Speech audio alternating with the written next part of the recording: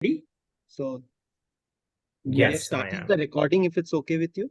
Oh, absolutely. No problem. Okay. Just So let's open. organize. Yeah. Okay. So I would be first introducing Manjul, right? Yes, let's start. Yeah. Let's- Yeah. Okay. So hello everyone. A very warm good evening to all.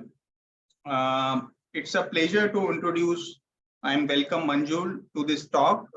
This talk hosted by Bridge Disa Center for Data Science and Artificial Intelligence. Manjul has been a collaborator and we have been working on some research. We have been trying to work on some research projects for quite some time now. Manjul is a writer, MIS, eminent scholar and associate professor of information systems at Florida International University. He holds a PhD in MIS from Iowa State University, and his research has focused mainly on the role of national culture and organizational culture in a variety of technological driven phenomena such as blockchain adoption, AI, big data, and social networks. His research has been published in several leading journals like MIS Quarterly, Production and Operations Management Journal, Information and Management. And in fact, one of his papers published in Information Management has become a seminal paper and has attracted more than 1,000 citations during the past 6-7 years. And as Manjul has told me, this talk, for which we all know the title, very interesting title, is also related to this paper, this seminal paper. Manjul also consults organizations on how to assess national culture nuances for launching various products and services in the international markets. I can go on and on about Manjul's achievements and accomplishments, but in the interest of time, I would like to stop here. And Manjul has been kind enough to basically suggest that it would be great if this talk can go in a participative mode. So Manjul would like to welcome any kind of questions related to this talk or even outside the domain or the topic of this talk, any questions related to academics, research, teaching, identifying good research problems, doing impactful research. So Manjul would be happy to answer all these questions. So please feel free to post your questions in the chat window and I would be happy to take them up with Manjul. It would be great to have a good participation from the audience here. And with this, I would like to hand it over to Manjul. Thanks, Manjul. It's over to you now. Thank you, Samrat, for such a warm welcome. And it's all my pleasure to present a talk with people at IIM Ahmedabad and everybody else from outside of IIM Ahmedabad joining in. So I can just get started and just a brief introduction about myself. Let me just make sure this is working. Okay. As Samrat said, I've been at FIU for close to 8 years now. I hold an eminent scholar chair, which is given because of the contribution in the field of research in terms of specific topics like AI, big I.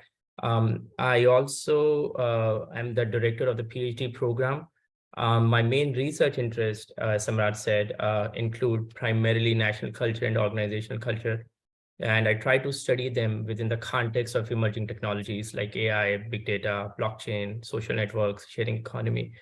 I've been associated with pretty much all the journals that you would find on your journal list in your departments in academia, whether it's MISQ, Production Operations Management Journal, Information and Management.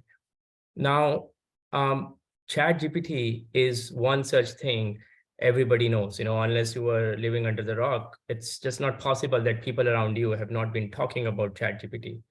Now, is that the technology itself that is going to give you competitive advantage, or you would need something else other than just having access to technologies or AI, machine learning, advanced tools like ChatGPT? By the way, ChatGPT is not the only tool that's out there.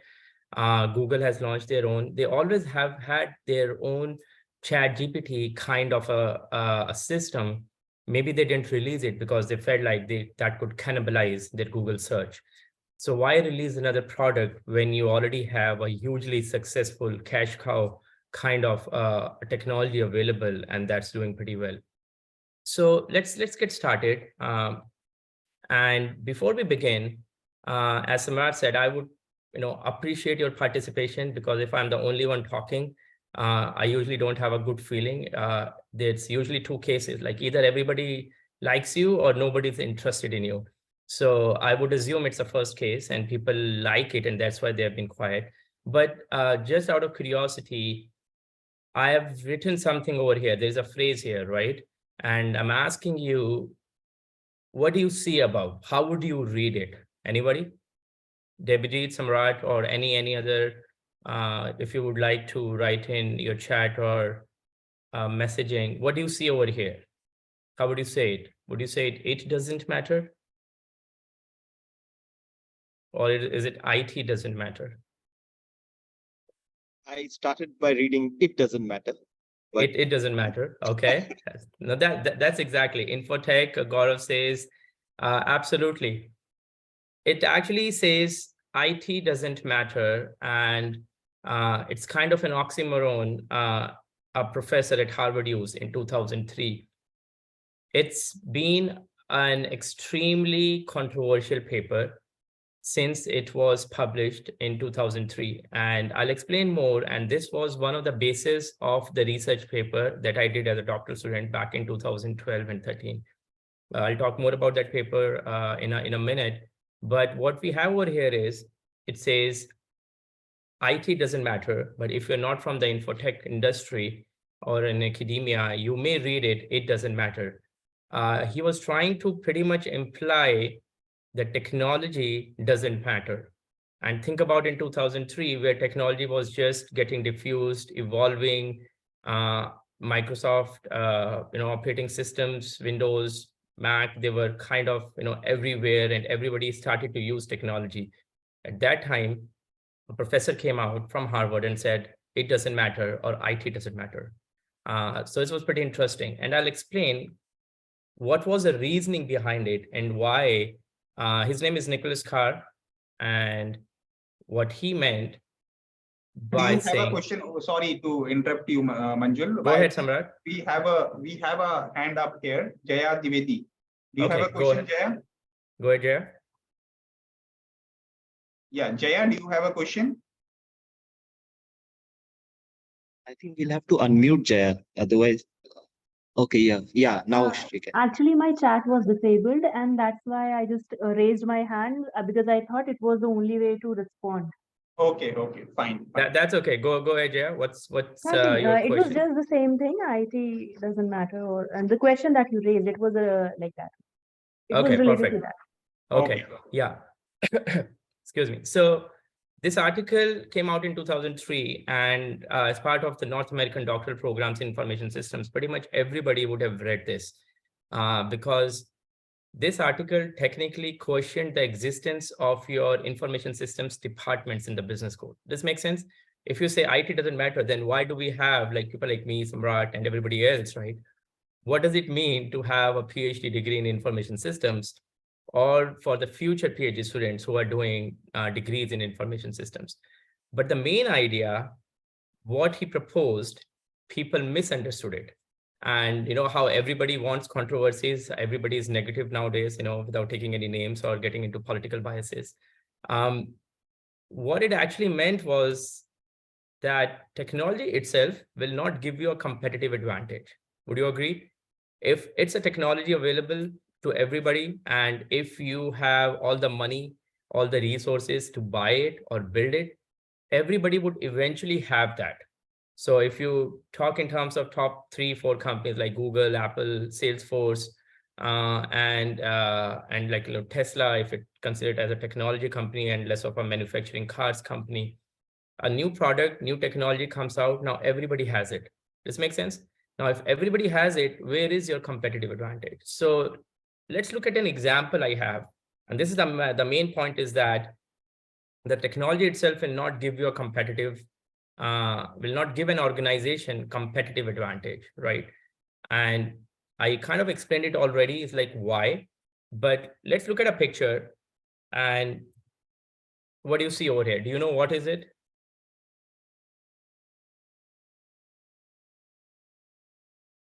There's a picture, I think, from 1959 or 67. It's an ATM, as Manav answered it, and Debajit said it as well.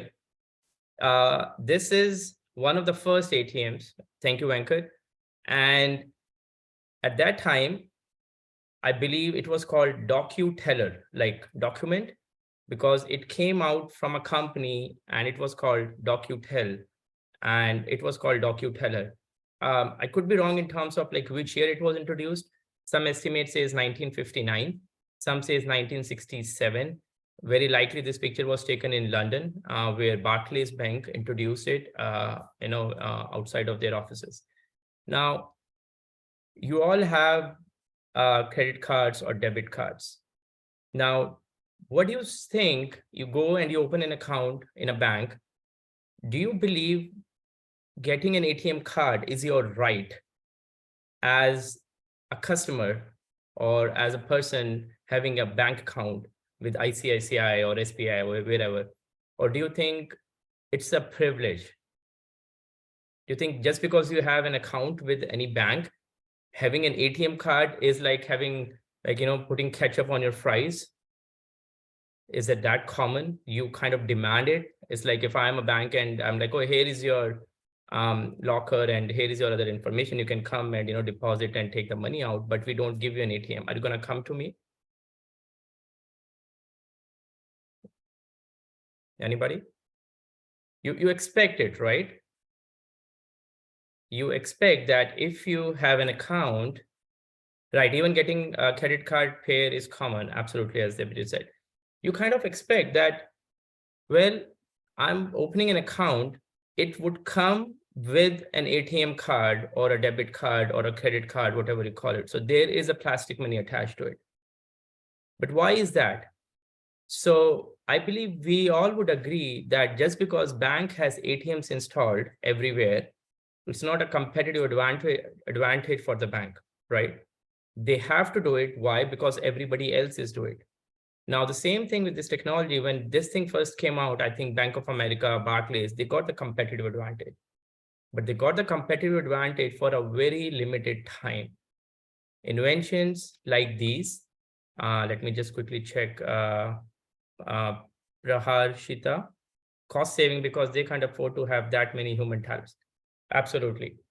At that time, they launched this technology because they wanted to replace certain jobs, right? The tellers, the people who would dispense money to you when you go and you write your checks and ask for the cashier checks. So with ChatGPT is the same thing.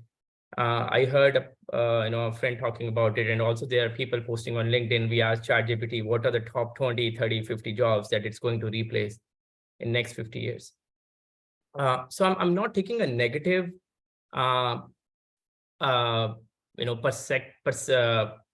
perspective on ChatGPT introduction, but I just want to remind everybody that when calculators first introduced, what do you think happened? Like we're still in business, right? People are still working. We still need humans. But it definitely replaced those individuals who were pretty much their job was doing basic mathematics or verifying the balance sheets. That was the main job out there, the accountants. And ChatGPT has the potential to do the same.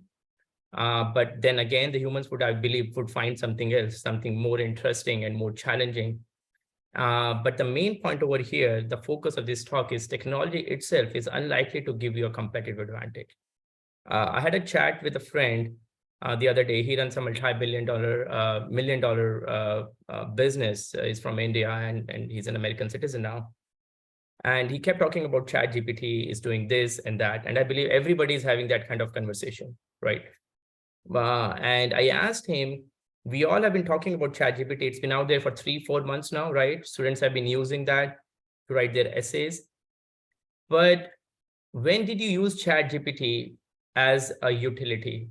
Like if we use Google 300 times during a day, I do not believe we are at that level where we have started using ChatGPT and it's ready to replace Google yet. But eventually it may happen, right? So unless they find a way where they start incorporating ChatGPT and becomes a base of all technological outcomes, it's still far-fetched to suggest that it's just going to replace everything.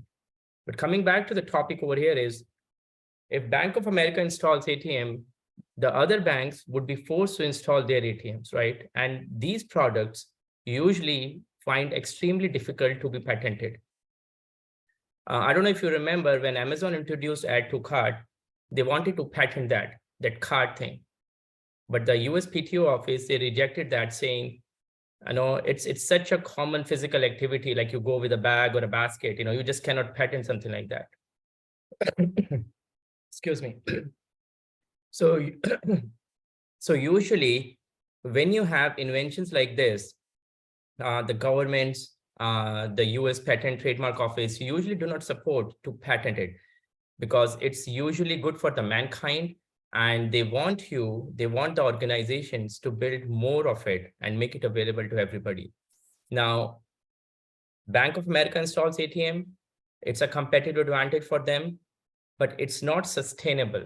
Eventually, everybody's going to have it, and it becomes commoditized. That's where I'm heading by giving an analogy of ChatGPT with the ATM example. Okay. Now, what we have learned so far is that just having a technology wouldn't give you an advantage. Then how can you actually get a competitive advantage? One way to look at that is the firm requires a variety of different types of resources. They require the financial, physical, human, and other organizational resources. And together, when you have all that, you get a competitive advantage. Now, does anybody know or would like to enlighten everybody in terms of what's the difference between a competitive advantage and having a sustainable competitive advantage? And what's the difference between them?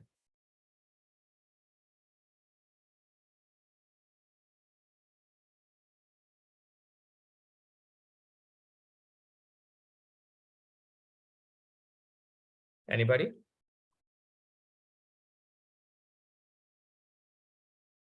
So when you have a competitive advantage, we have heard of things like first mover advantage, right? Let's see if somebody replied here. I would like to say in competitive advantage, you have an edge over other competitors, perhaps in the terms of a bit of difference in terms of other competitors' entry into the similar segment. But in sustainable competitive advantage, you can have a patent or a unique innovative solutions which might not be there with other companies. So that will be sustainable competitive advantage is what I think of. Okay, that's absolutely a great point. Samrat, you wanted to add something? The chat window. Oh, yes. Okay, yeah. So I have Shanto saying sustainable high barriers to entry. We are, if people are familiar with this work, this is coming from Michael Porter's work on entry and product differentiation. Ramesh says patent is a sustainable competitive advantage, because if you have a patent of, let's say, an ATM, and you are pretty much secured for, I believe, 20 years. So nobody else can have it unless you sell it to others and you get royalty in return. Ushma Naik says competitive advantage may be a brief moment in time, and sustainable is you're far ahead of competition for a longer period of time. And Debaji says backed by IP or patents. IP, I believe he means intellectual property here, hard to copy. I think he read my mind, Abhijit. I believe you're referring Jay Barney's resource-based theory here that I'm going to talk about soon. And Vikas says short-term and long-term. That's the definition I would give if you would ask me. As Vikas Shukla said, the competitive advantage by just itself could be short-term. Like the Bank of America may have gotten it by introducing the ATMs.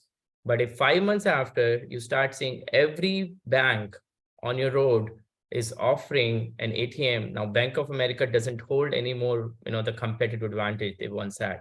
So sustainable means you are sustaining that competitive advantage for a long time. Okay. And we have Surbhi saying, is that will be in trend in future also, that will not get replaced by anything else. Absolutely. Sustainable is like, you keep on having that advantage, not just in like for a few months, but you're planning for maybe few years. And then you keep on doing it for a long period of time. There's also the other side, the interesting case of CDMA. by Qualcomm that the high barrier of entry gave advantage, but it killed the tech, excuse me, but it would kill the tech in favor of GSM. That's again, kind of a cannibalization example, because Qualcomm could produce both CDMA and GCM technologies, something similar example of Google that I gave. I'm sorry, I'm taking time to read all these comments, but I believe since everybody's participating, you won't mind if I just go through this. Advantage might be non-exhaustible in the long run, absolutely, as the word sustainable tells you. So quite a few interesting propositions here, your feedback. Now, do you think Google could have had released their own ChatGPT much earlier? Why did they wait for too long? I mean, we all know Google is one of the most advanced tech companies. When I was a computer science student in India back in the day, everybody wanted to work for Google, right? Or Apple, or or Intel. I did my engineering in Bangalore, and all these companies had a presence there. But why do you think they never released their ChatGPT? And this is also a funny thing. ChatGPT is from OpenAI, right? As everybody would know. And Elon Musk has been one of the founders of OpenAI back in the day. And how, and coming from India, I could relate this. When we have to do a photocopy, we would call like, hey, can you get a Xerox, right?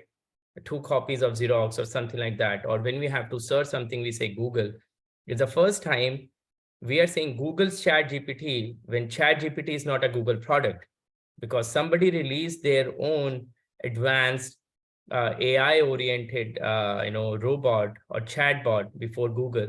Now, I wanted to ask you this. Why do you think Google never released their own chatbot for such a long time? Why they were forced suddenly overnight that they have to come up with something that they should have had it, So David says cannibalization of search product. Tech felt hard to reference and perfect. Google didn't think it would find the value that it has. I believe they both are, possible answers.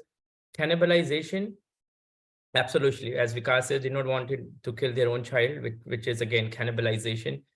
They've had built a search engine, and you would see Jaya says past experience on Orkut and Google Lens. Orkut, I think it was still a good product for them. And I believe myself, being an early Orkut user, I used to work for a company in India called Global Logic in Noida. And at that time, the Orkut, you need to have somebody invite you to get an account on Orkut.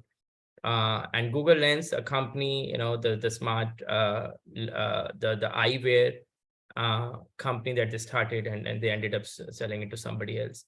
Dimpy says, underestimated the power of AI. No point in killing their own product. So I think we have somewhat consensus on cannibalization, that they had something going on. So why kill their own product when your existing products, have been doing so well?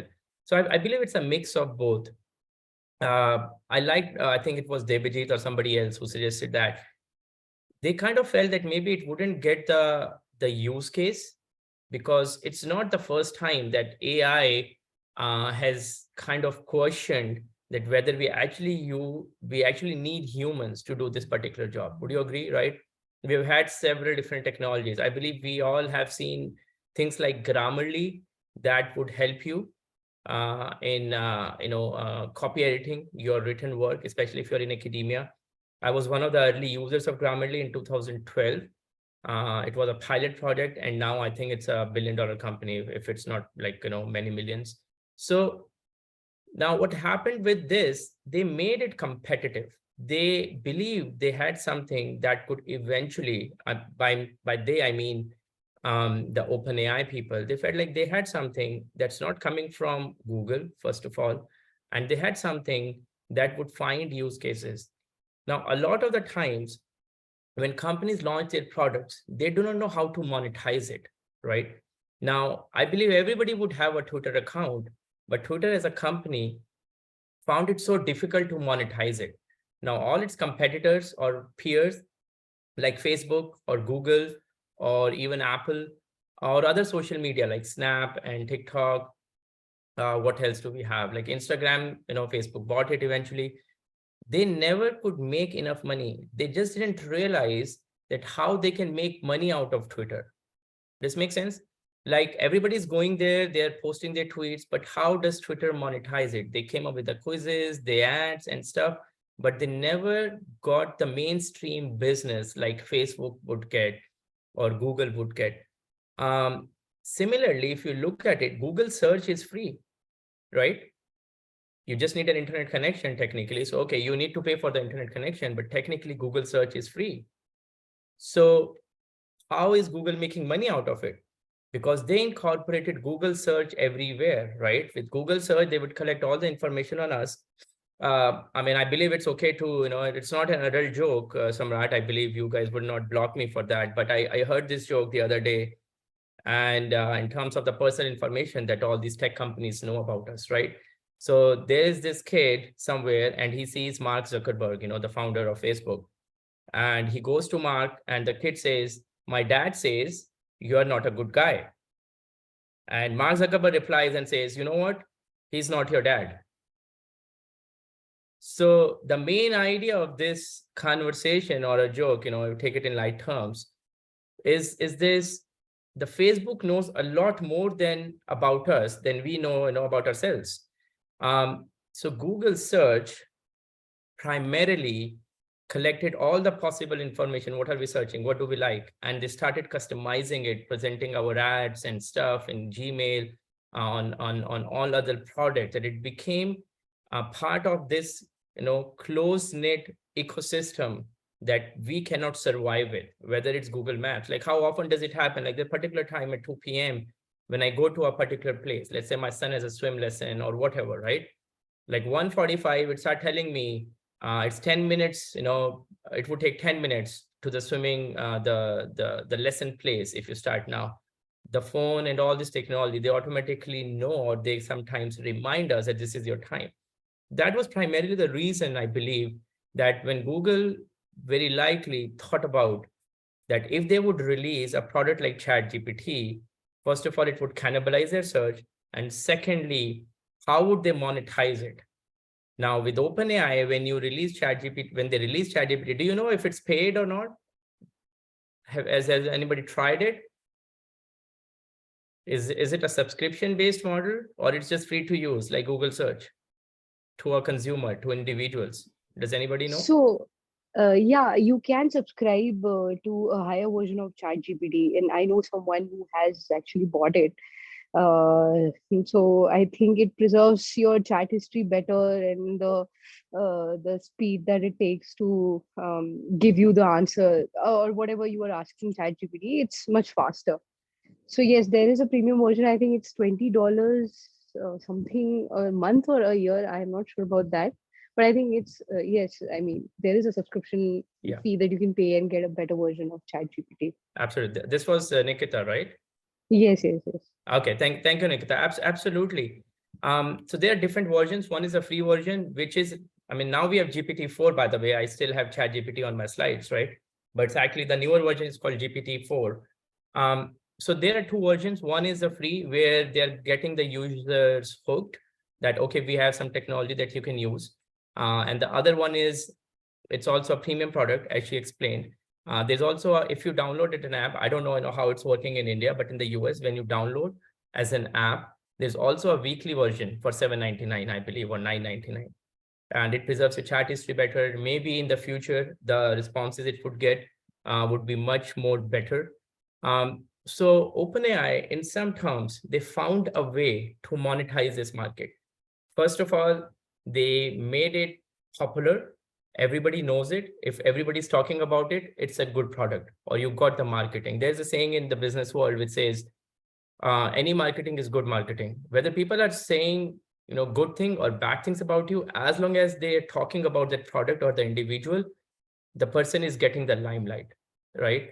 That's a common principle being used a lot by politicians nowadays in the US, I believe, as well as in India, because when somebody's on your mind, whether it's good or bad, it doesn't matter. The person I don't know. I mean, maybe you guys are too young to remember that. There was an ad, and I'm just remembering my childhood days back in Delhi a long time back.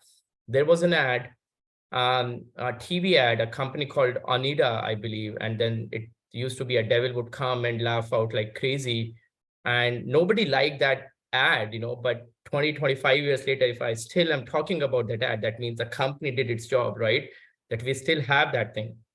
So ChatGPT also kind of got the same publicity, and that's the way they are thinking that they could monetize it in terms of the consumer market, right? When I say the consumer market is just the users of search engines. But I don't think yet it's ready where I would not use my Google search and just would completely replace it with ChatGPT. Now, this talk is more in terms of how companies could use ChatGPT. Anybody knows like a major company has partnered with ChatGPT, and in what terms? Can anybody help me with that?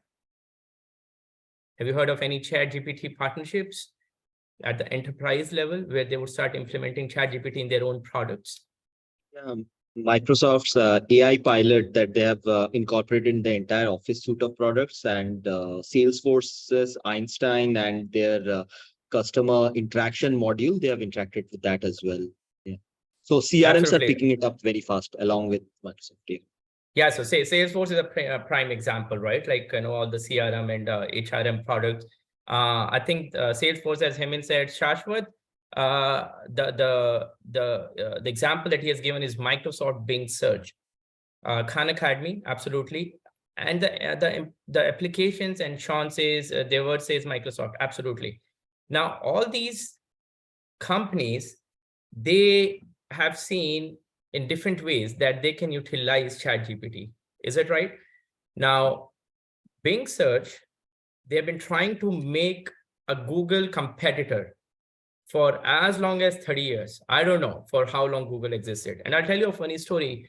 My first job was with HCL Technologies as a software developer, as an intern actually in the Noida office. And the first job I ever had as a tech graduate, computer science graduate, was they gave me, this was back in 2004, and they gave me a list of keywords, and Microsoft was one of HCL's client, and they gave me a list of keywords, and they asked me open msn.com. msn.com, this was like the parent of, these are the days of Internet Explorer, by the way, that many of you would not remember. And MSN stands for Microsoft Network. So msn.com. And my job was, like as an intern, to type in those keywords in there, look at the search results that would come on msn.com, then do the same search on Google search, and then compare why Google is coming up with better results. That was like all, you can call it a quality analyst job or manual testing, whatever. But right out from the college, or like in the final semester of my engineering, that's what they were doing. So they have been trying hard, extremely hard, to update their version of Bing. Now, I've had this discussion with a couple of colleagues here that how this might be Microsoft's calling, where they would eventually be able to beat Google, right? Now, the question is, again, currently, if ChatGPT is already being implemented, or maybe 3-4 months from today, we start going to Bing, the switching cost from Google search to Microsoft Bing cannot just happen overnight. Do you understand this?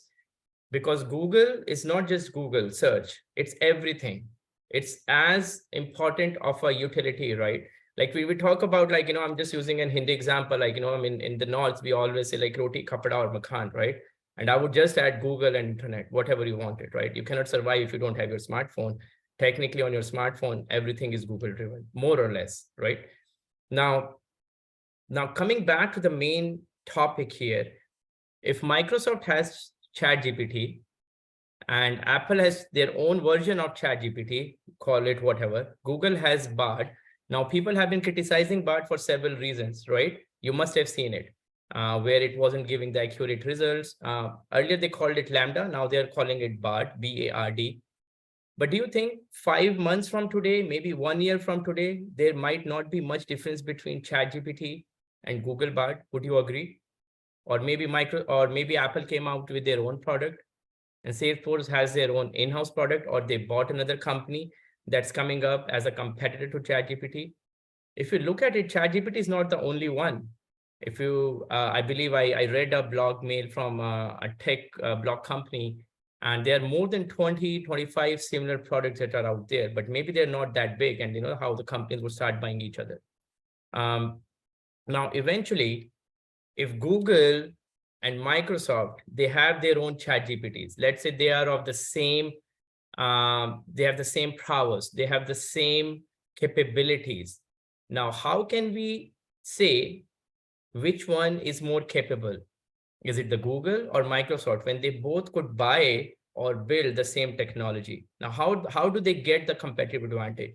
Now, before I get into this more detail, and I'm going to cite some of the literature I have next, has anybody used, or is anybody a Bing user or a Microsoft search user, let's say before ChatGPT or even now?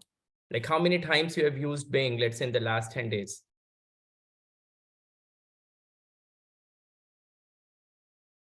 Anybody has used Bing? First of all, I think that's a question I should be asking, right? Rather than saying that how many times you actually use Bing. So maybe the silence is the answer that, you know, none of us usually use Microsoft Bing to search for the results that we're looking for. Is that right? Not in last month, okay? And Pooja, what do you think of Google search? How many times have you used Google search or any other search engine, if not Google, in the past week or today itself, on the several last few days? I mean, we mean 50 times today. Well, yeah, that's what, you know, we all can agree to, right? Now, would you agree Google and Microsoft, they're competitors in certain ways? You know, they're both tech companies, and they both have the resources to create anything they want or buy any competition that they could. Would you agree with that? Yes, they are like companies of similar sizes. Yes, Prachi says yes. Now, then why they have not come up with something that could compete with Google search? Isn't that a good question to ask?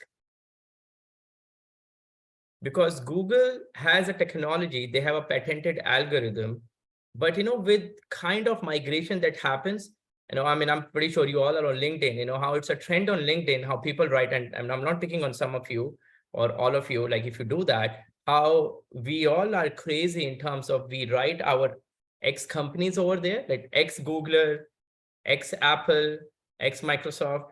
Now, when technically, if you work at Google, you have very limited options for your next job.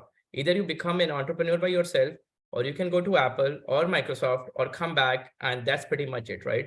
Because, or Netflix, you know, those kind of companies.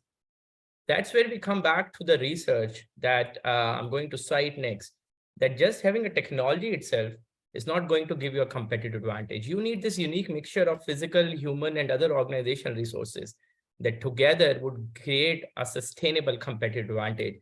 So Google search still has a competitive advantage, you would agree? Maybe at some point in time, they had 100% market, right? I don't know now, but maybe they still have 65 to 70% of the market. They have still been able to sustain their competitive advantage. And in spite of Microsoft having access to that kind of technology, is still not being able to replicate it. So the two papers that have influenced me immensely over the years, one is Barney, and I believe Debajit was referring to some of the work in the earlier chat. He presented a concept, a theory called resource-based theory. And the resource-based theory, I would encourage, regardless of whether you are a master's student or a PhD student or a professor, you got to read the resource-based theory, and you would feel pretty much everything in industry is somewhat tied to that. Even if the people do not know about resource-based theory, they're still referring to the work from resource-based theory in their day-to-day decision-making. Grant 2010 wrote a book where he specifically utilized the concepts that Barney proposed. By the way, I think that paper may have over 100,000 citations from Barney. You know, that's one of the most cited paper in the field of management. And it's called RBV in the earlier work, resource-based view. But how academics are, you know, so picky about it, like it's not a view, it's not a perspective, it's actually a theory. So eventually people have started calling it RBT, implying resource-based theory. And Grant actually utilized that framework, which Jay Barney proposed in 91, and proposed different types of resources at the organization level. And you can name them in terms of financial, physical, human, and overall, a unique blend, a combination of these resources will give you a competitive advantage that, for instance, Google have had it for so long that Microsoft couldn't replicate. So 2 studies, and since it's my talk, I get to pick those studies. So both studies are mine, so I'm just shamelessly admitting it in front of everybody. But these 2 are highly cited studies. They appeared in Information Management, and they specifically focused on big data and artificial intelligence. One was 2006 work, and the other one is a very recent 2021.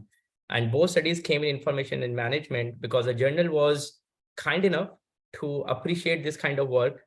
And they saw the value that how my earlier work from 2006 could be upgraded when my friend Patrick McAuliffe, who is at NTNU in Norway, and I decided to utilize Barney 91, Grant 2010, and Gupta and George 2006 paper to propose the 2021 paper on AI.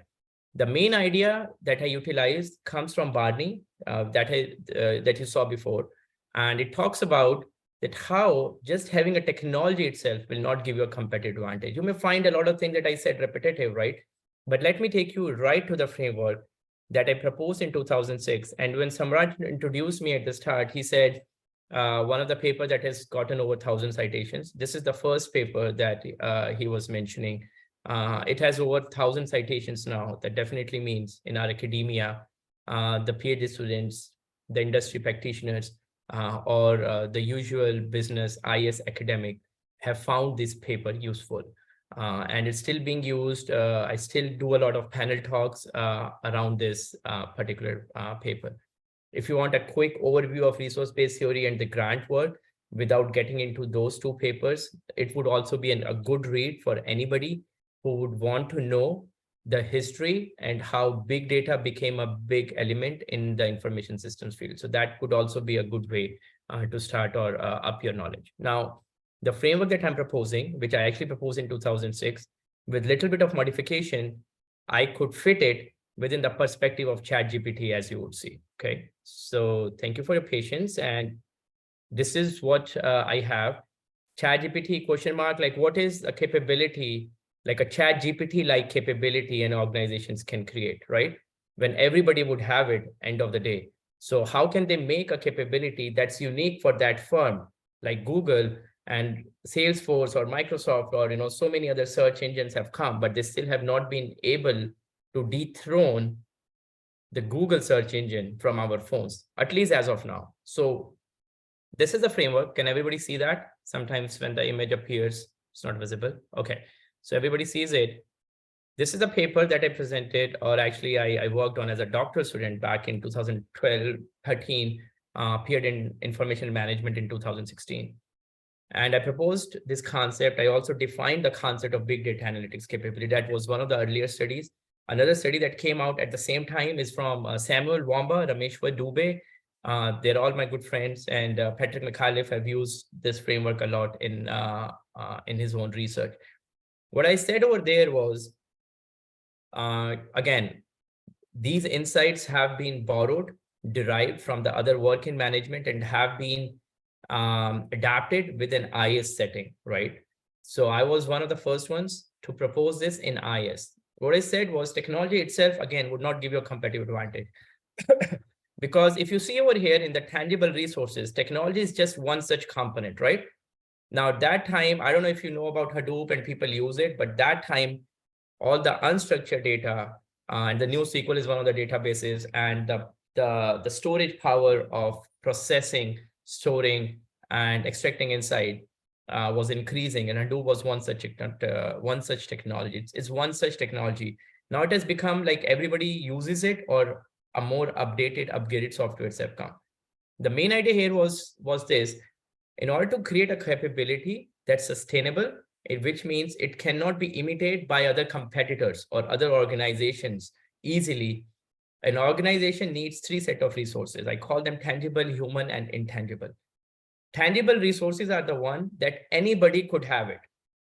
All organizations of similar sizes could buy or create those tangible resources. Within the context of data analytics or big data analytics, you had data, right? The internal means like the data that you were creating internally. This makes sense? Like all the notes and the emails and the customer service and the order, the inventory. If you have a website, people who are visiting that website and placing an order or leaving a comment, the interactions between individuals, anything you have contributing on your knowledge basis within the organization, that's all internal data. External is like the data that people are talking about your company on Twitter, or interactions outside of the organization that taking place on Glassdoor, for instance. People are leaving reviews of your company. Now, all companies have access to that. Would you agree? So just having access to data would not give you a competitive advantage. That's the main point. The main idea here is just having one of these bullet points that you see, right? If you just have that, that's not a source of competitive advantage. It's the combination, a blend of all these resources collectively, and that would provide you the sustainable edge. So similarly, technology, and these are just examples. There was a lot more, right? But like, for instance, for big data, you needed Hadoop or NoSQL. Now, end of the day, if I'm company one, I have Hadoop, company two would have Hadoop, company three would have Hadoop, and every company would have Hadoop. So just having access to technology is, again, not enough. Then the third thing is the basic resources. Does anybody know about IT Productivity Paradox? Have you heard of it? IT Productivity Paradox.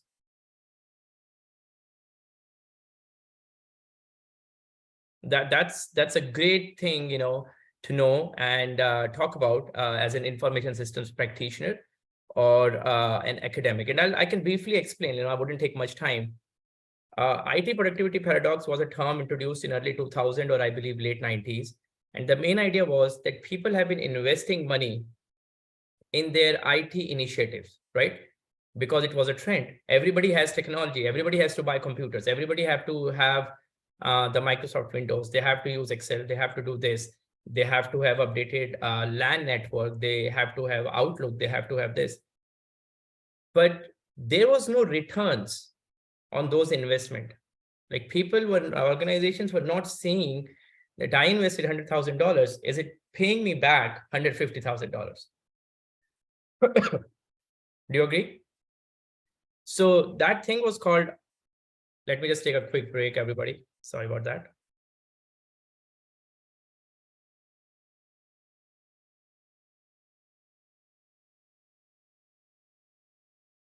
Excuse me.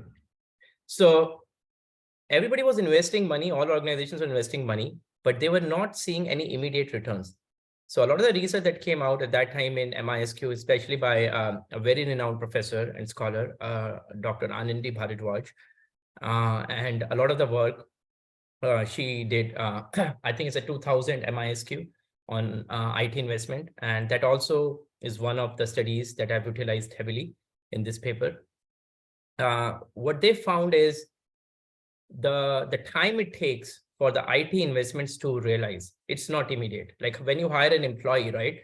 You somewhat can look at it, the outcome, the output of that individual in next like a month or 2 months, at how good the employee is working. And you could see the return. With investments in IT, it takes time. So as organizations, just because you implement ChatGPT today, let's say, you cannot expect it's going to pay you tomorrow. So a lot of the companies, they invest in technology, but after 1 year, they are not seeing any investments, returns, and they tend to shut down those projects. It's very common, especially those of you who work in industry, you could definitely relate to it. So the basic resources means, as organizational managers, right, the change agents, you need to give organizations time. You need to give your people time before you start seeing the results of your technology investments. So time and investment, they go hand in hand. Then you have the human skills. The managerial skills means, is your company ready, or they have the vision where the managers could foresee that how this technology could change the world or could attract more customers, and how that could beat the technological advancements from the competitors. Because somebody would be able to extract insights and read those from those insights and say, okay, let's do that. So you have to train your managers in such a way, or you have to hire people in such a way that appreciate those technologies and they know how to use it. The second one is the technical skills. When any new technology comes out, there is not enough talent around that technology. Would you agree, right? Like, I think 5-6 years back, Python started to gain a lot of steam everywhere. Now, everybody pretty much knows Python, or if you have a programming background, you can easily pick up Python. But now just having skill in Python, that I can code using Python, it's not a competitive advantage for an individual or for an organization. Again, the main idea is organization of similar sizes, they can hire people from outside who would know Python, or the existing workforce could be trained in any technology. So having just access to data, having just access to technology, just making sure you're investing time and money, that your managers could foresee, or they're intelligent enough, they have the business acumen of using those technological investments in favor of the company, or training your employees with certain skill set. Again, they're not sufficient because they could be easily replicated. This makes sense, everybody? So that's where, you know, you can categorize tangible and human. Now, the main competitive advantage, and this is again coming from Barney's work, Grant's work, and Bharadwaj's work, it comes from intangible resources. Intangible resources, they exist in an organization. And does anybody know the meaning of intangible? That you can see, maybe you can feel, but you cannot touch. It's somewhat immersed in your organization. You know, I mean, the great example is attitude, right? I cannot say like that guy has 5 kgs of attitude, right? We say, well, that guy has a lot of attitude, because it's a latent construct, it's intangible. Now, the data-driven culture, let me give an example here. How many of you are ready to see a response from ChatGPT? Let's say you ask ChatGPT a question, should I hire this individual? Let's say, you know, after doing all that stuff, and you're asking ChatGPT, should I hire this individual? And ChatGPT says, I could be wrong in my estimate. That's how the technology operates, right? If you have read a lot of ChatGPT responses, sometimes it says, well, based on the training data I've had and this and that, it also tells you that I could be wrong, right? And those of you who have had stats, you know, background, they know the 95% principle, right? So it's telling you, based on my analysis, I believe you should not hire this individual. Okay, so can I ask you this question? The ChatGPT says you shouldn't hire this individual, and let's not worry about the background, how it's coming up with that, right? ChatGPT, like a tool, says you shouldn't hire this individual, but you feel you should hire this individual based on your experience. You are a senior person, you have seen enough people, you know the technology well, you know why you're hiring this. How likely are you to go against your intuition and believe in the response given to you by ChatGPT? What would you do? Like, the question I'm asking is, the ChatGPT says, let's not hire this, but you individually think I need to hire this. Are you going to override the outcome recommendation given to you by a ChatGPT tool because of your strong intuition? Anybody? Vikas says, current ChatGPT is not reliable. Okay, Jaya says, we'll go with my instinct. Okay. What else do we have here?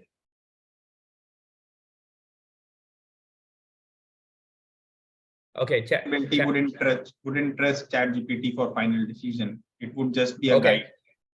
Okay. Yeah, because see, end of the day, they are going to give you a decision, right? Let's say, I mean, we can beat around the bush here, right? We can come up with a lot of other things. Let ChatGPT says the person, based on my interaction or my understanding, is an introvert. This job requires a lot of public speaking.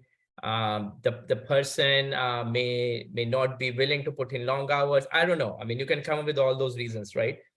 But even after that, you know, let's say you still want to hire that. It happens, right? I mean, sometimes you interview somebody, you're like, you know, like this person doesn't know this, but there is something you see in that person that's like maybe the human touch, right? You feel that there is something in this person and you still want to hire him. or her based on your instinct. We'll need to consider behavior of candidate as well, which ChatGPT may be insensitive. I think Hemen's answer is one of the best if you look at it in the chat.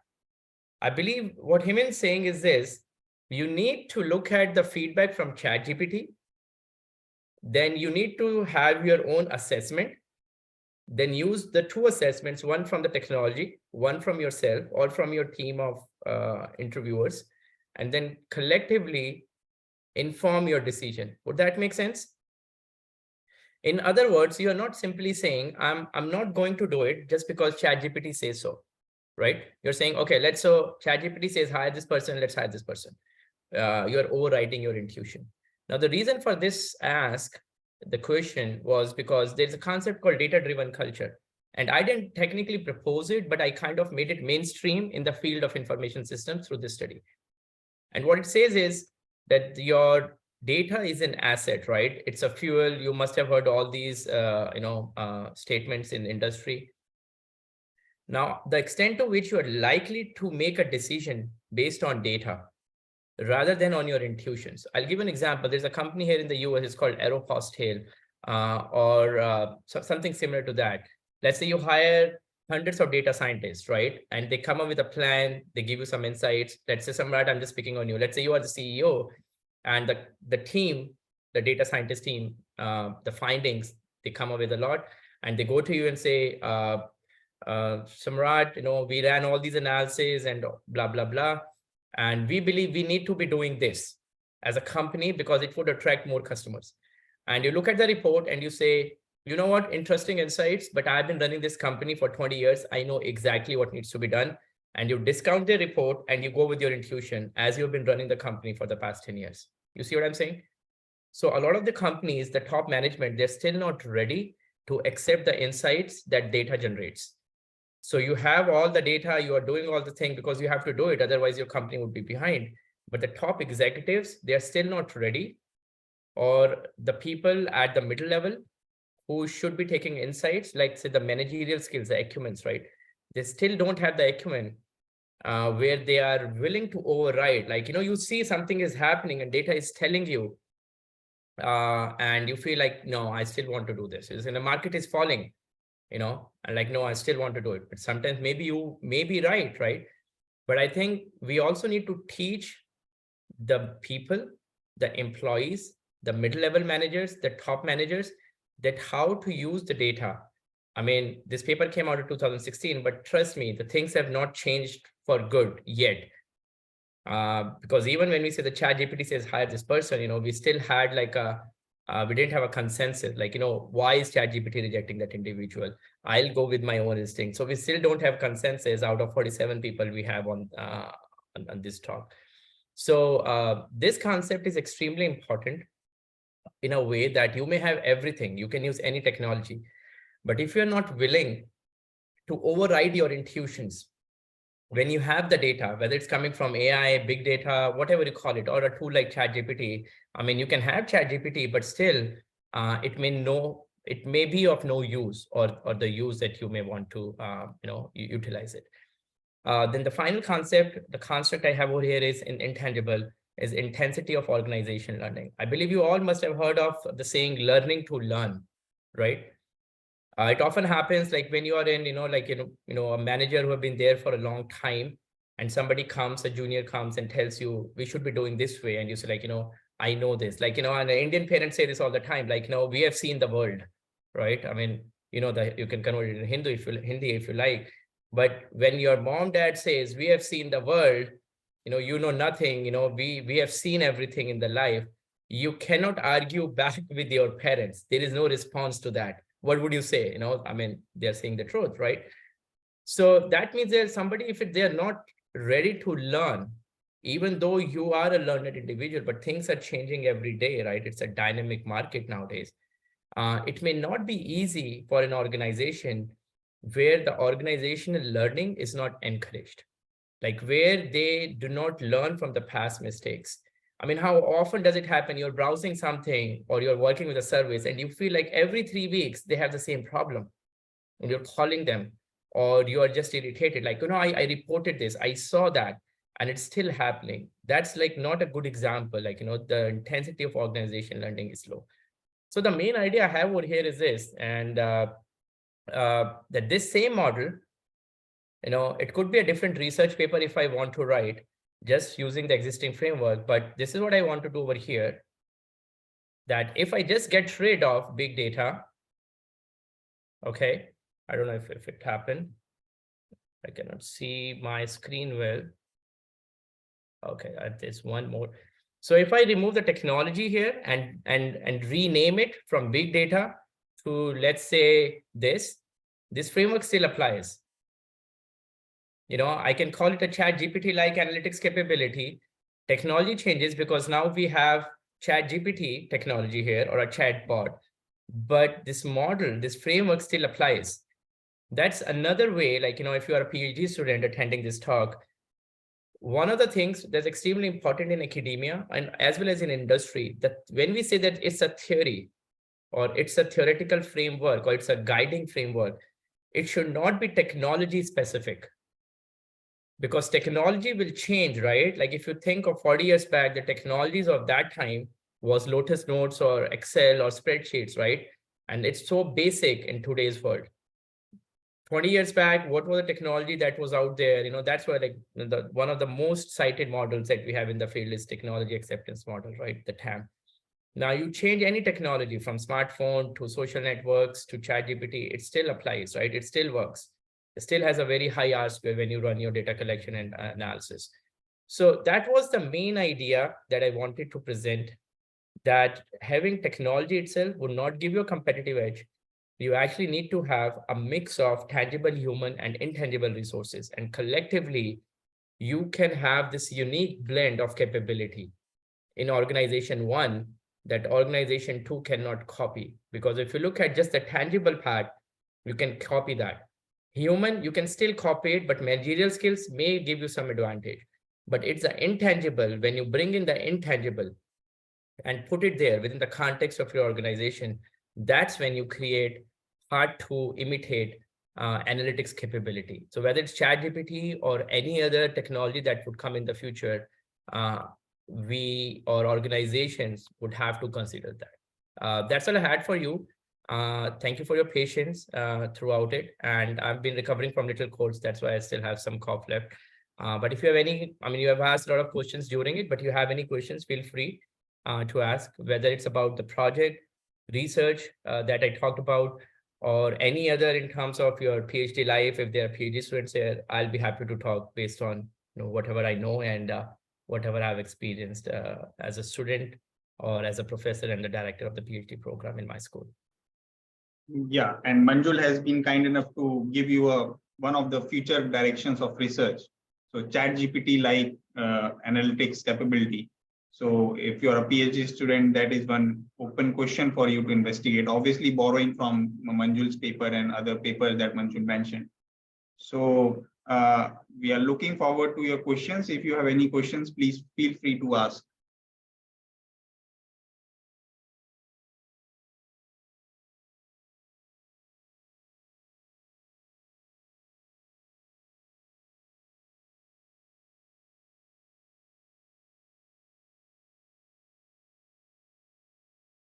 Okay, maybe not. Maybe not. Yeah. So, yeah. So thanks a lot, Manjul. It was really an interesting. Yeah. So we have something in the chat window, and the question goes like, question is. It's not a question. It is a comment, I think. Yeah, I'm reading it as well. So I foresee OpenAI would gradually remain famous. Only among the newbies and experienced ones will be using their own tools based on. Absolutely. And I think it's Hemin.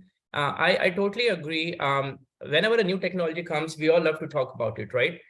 And the advantage that technology provides, one has to understand it's very limited, because it gets copied fast. If it's patented, okay, that's fine, but you can still code to do something without knowing. In other words, what I'm saying is, if you're a software developer, you can understand it more. If you know the functionality, the features, right? You don't need to know the code. You can still design that software. Now, the advantage you have is that it's copyrighted, so you don't know exactly how that search or that algorithm is working. But it's not just having technology. OpenAI definitely has the first mover advantage, I think, as they're saying. And the companies that have been laggards, like Microsoft, who couldn't technically come up with their own, they would definitely see value in it. And they would definitely try to make use of it and come up with something of their own. Okay, this is an interesting one from Venkat. What personally you feel the disadvantages of ChatGPT? So I'll answer this in two ways. One, as a professor and a scholar who likes to research on technology. And the second, as a dad, of a 9-year-old and a 4-year-old.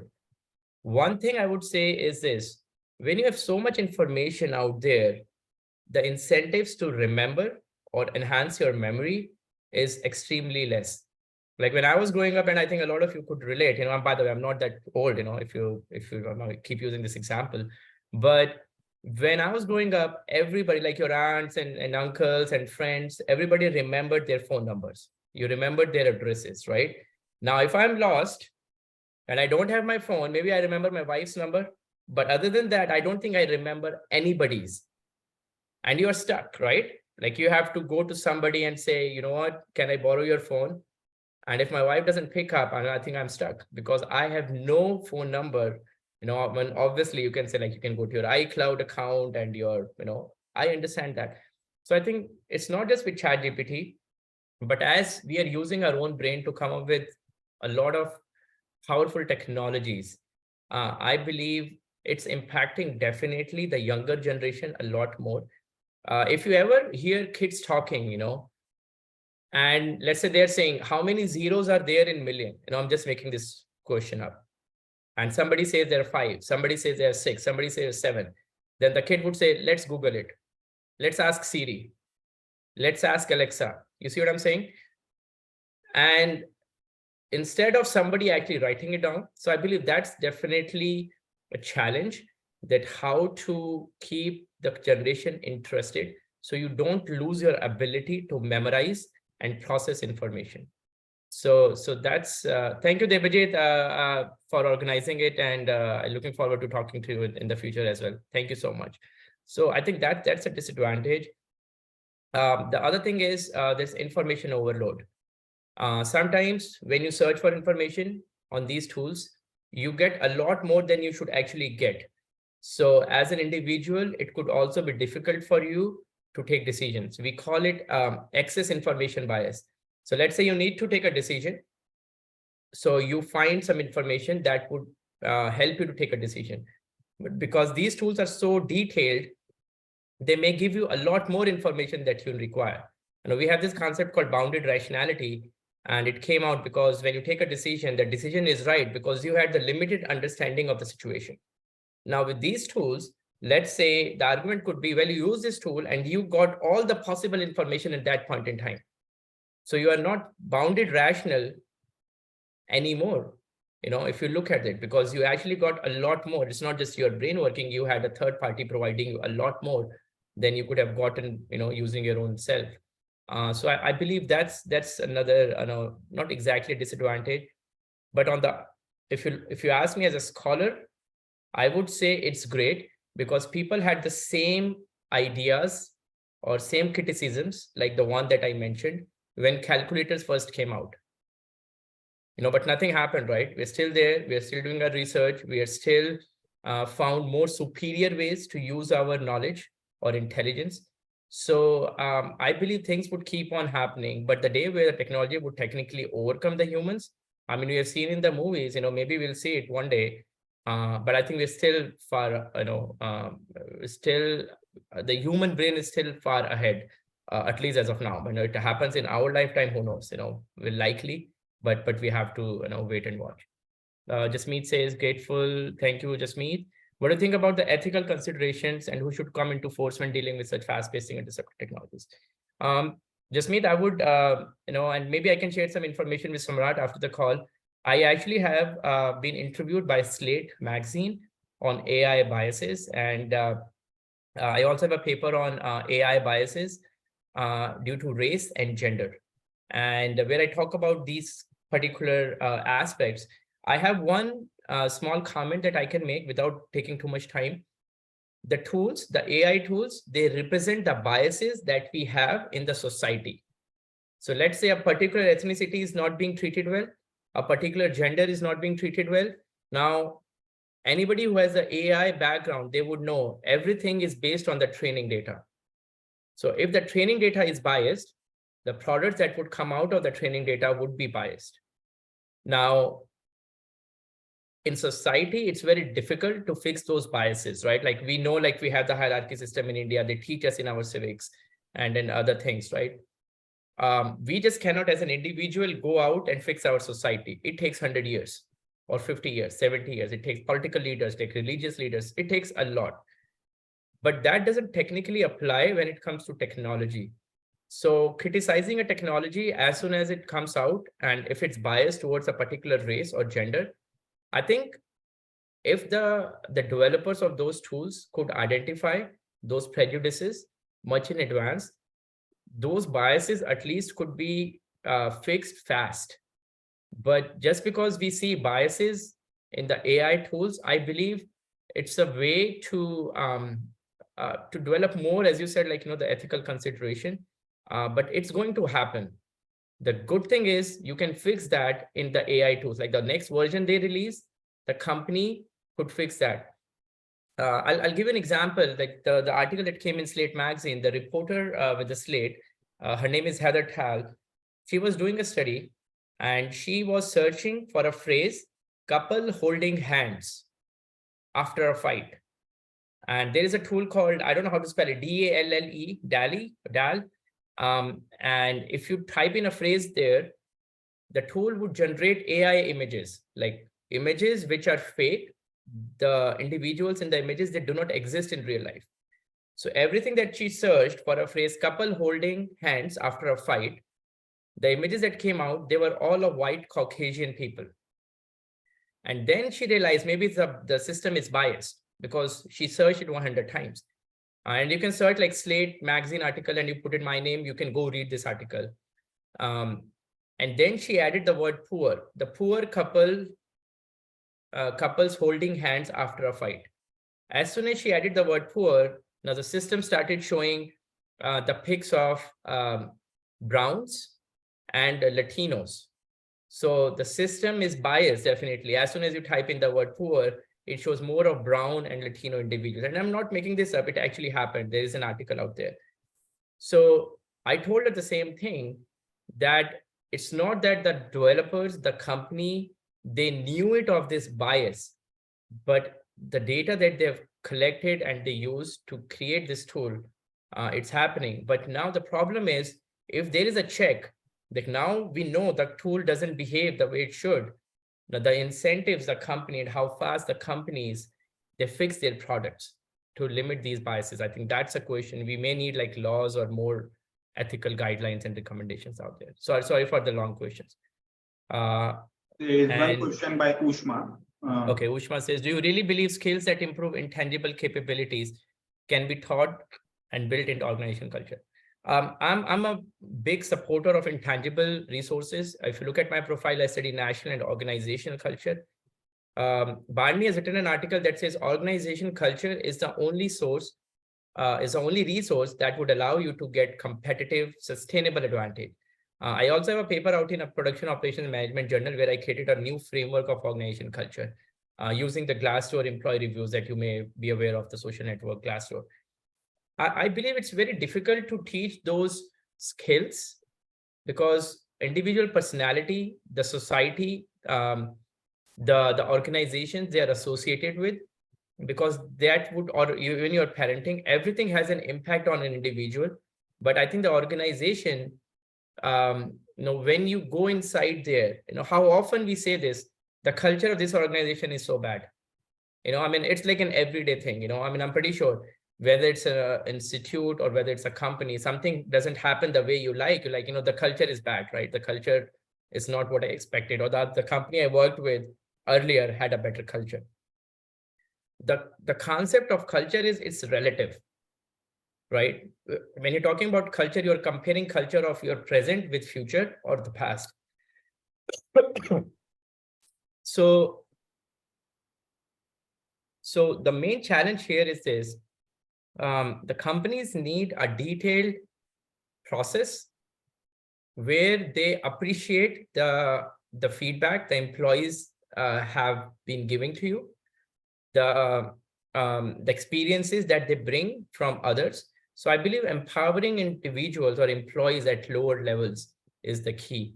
So as soon as you give them the data-driven decision-making abilities, like they can go and talk to their supervisors and they feel something like that, that all would build up the culture, where people can speak up, but at the same time, it's clear that every decision is being taken towards the vision. It's aligned with the vision of the given organization. So that's where this intangible capabilities would come into picture. But that's the most difficult thing to attain. And that's why you see the products like Google search, you just cannot beat it. I would say, like, as an exercise, think about that. After this call, think about 10 things that you have continued to use in the last 10 years or 5 years. The things that you have continued to use in the last 5 years, like every day or every other day, that would mean those companies have had a sustainable competitive advantage, that you have not replaced those products or services by others. And you can think now because they have something more than the tangible resources that's giving them a competitive edge. I hope it helps. Yeah. So thanks a lot for your insights and views around this. It was very insightful talk. Personally, I learned a lot, and I really liked your example related to Facebook and Zuckerberg. I will try to borrow that and use that example in one of my lectures related to the case of Facebook.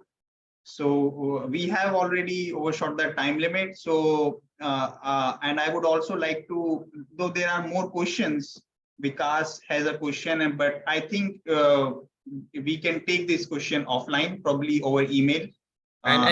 Feel free to send any emails to anybody. You can find my information from Samrat. I'll be happy to respond. Yeah. So Vikas, you can send me an email. I will direct that question to Manjul, or you can directly contact Manjul. I hope Manjul would not mind. No, absolutely not. I'll be happy to respond. Yeah. So thanks to all the audience present here for your enthusiastic participation. It was really good to engage with you. And finally, thanks to Manjul for taking out time and making this effort to deliver this very insightful and useful talk. Thank you. Thank you so much. And thank you, everybody. Looking forward to maybe seeing you in person, hopefully. Yeah. Thank you. Take care, everybody. Bye-bye. Thank you. Bye.